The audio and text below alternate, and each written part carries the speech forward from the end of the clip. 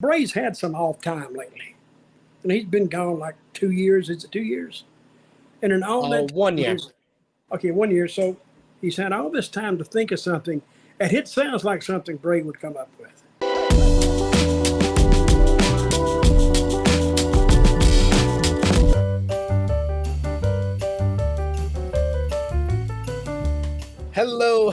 Hello. It is me, your Trill Phenom SP3. We are back again with a pre-recorded edition of Smack Talk, where we talk about the latest going-ons in WWE and AEW with the one, the only, the legendary Dutch Mantell. How you doing, Dutch?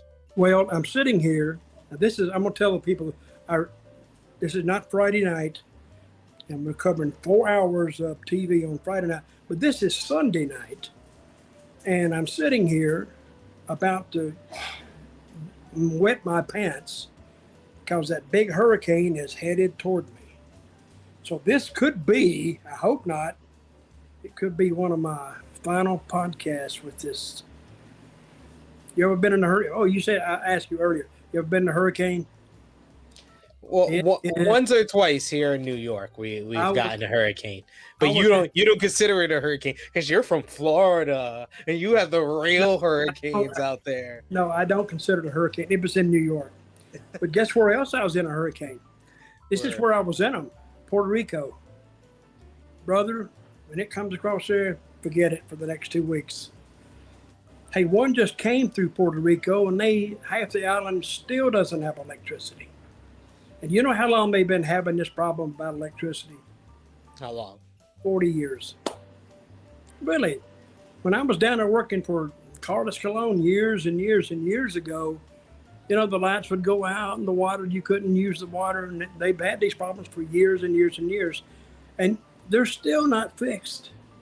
So, but anyway, we're not here to talk about government.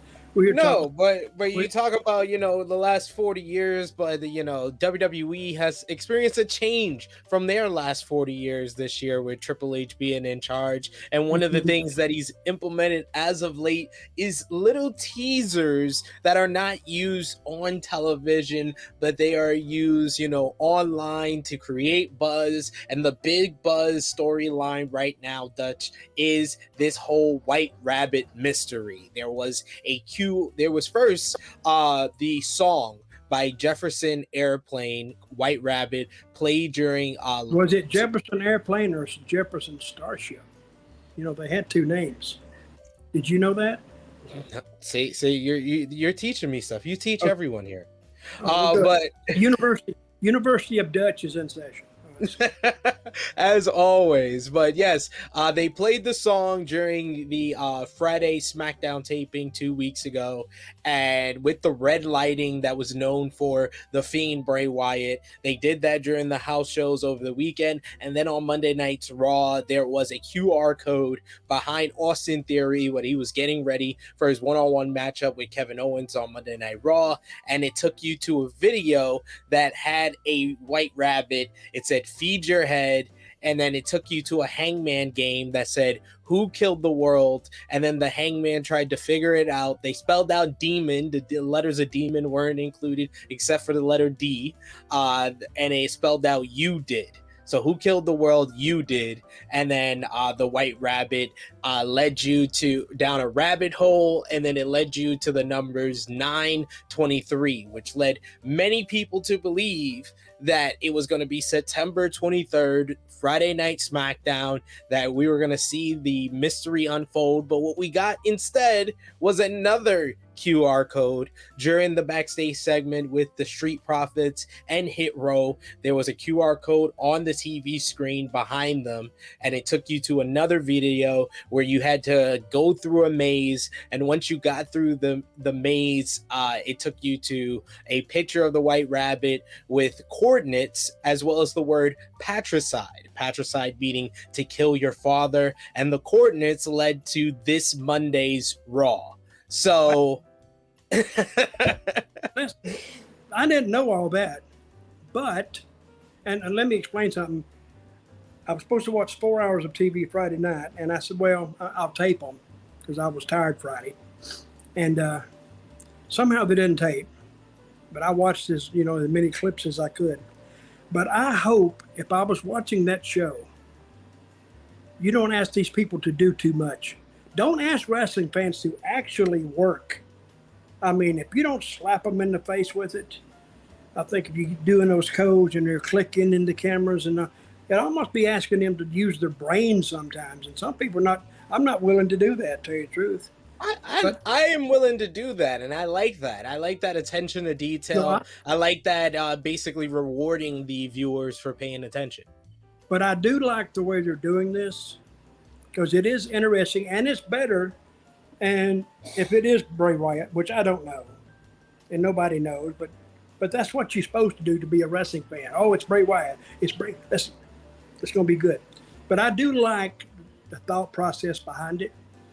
And if they need to bring this, whoever it is, they need to bring them out within the next week, or then people going to get pissed off, say, okay, you teased it enough, let's go. My opinion. So my question is, do you think it is Bray Wyatt? And if it's not Bray Wyatt, who do you think it is? And do you think Bray Wyatt is the right choice to be the payoff for this mystery that they are building here? Well, he's not he could be the right choice. He's the only choice that's been presented. Really, they haven't presented anybody else. And it sounds like a Bray Wyatt scheme, because, Bray's had some off time lately. And he's been gone like 2 years. Is it 2 years? And in all that 1 year. Okay, 1 year. So he's had all this time to think of something, and it sounds like something Bray would come up with. Now, if he got in there and he convinced whoever, Triple H, I guess, or one of the head writers, let's try this, and they will like that. So it sounded like a Bray Wyatt invention to me. And I think it'll work. Now, Bray Wyatt didn't get over last time. You know why he didn't get over? I think he got over. He was over. He wasn't over that much. I mean, he was one of the top merch movers and got big reactions everywhere they went. Wasn't this during the pandemic? No, I'm talking about when the gimmick first came out. It became the number one merch mover in 2019. He did it there, but he didn't really. He was like a baby face. They wanted him to be a heel, but he was really a baby face. And he didn't really get over as a heel because he didn't really do anything evil to get a pin. He just beat him with his whole boom. So they're not going to boo that. And one thing about Bray Wyatt, I like Bray, great guy. Now, I know what you're going to say.